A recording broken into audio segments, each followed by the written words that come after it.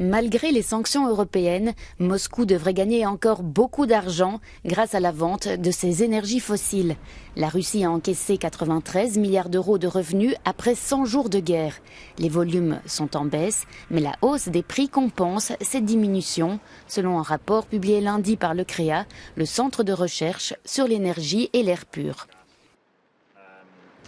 Les dernières données dont nous disposons suggèrent que la Russie gagne environ 1 milliard d'euros par jour grâce à ses exportations de combustibles fossiles. Selon les estimations, cette guerre coûte également à la Russie environ 1 milliard d'euros par jour. Il y a donc une certaine parité entre ce que la Russie reçoit chaque jour en importations énergétiques et ce qu'elle dépense pour financer sa guerre.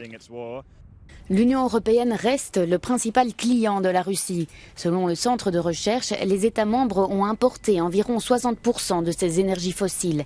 Les 27 ont pris toute une série de sanctions, dont un embargo d'ici la fin de l'année sur le pétrole russe. Mais son impact à court terme restera limité. L'embargo sur le pétrole a un délai très long. Cela signifie que nous continuerons à importer du pétrole de Russie jusqu'à la fin de cette année.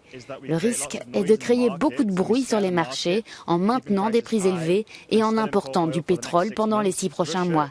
La Russie peut encore réaliser des bénéfices avec ces prix plus élevés.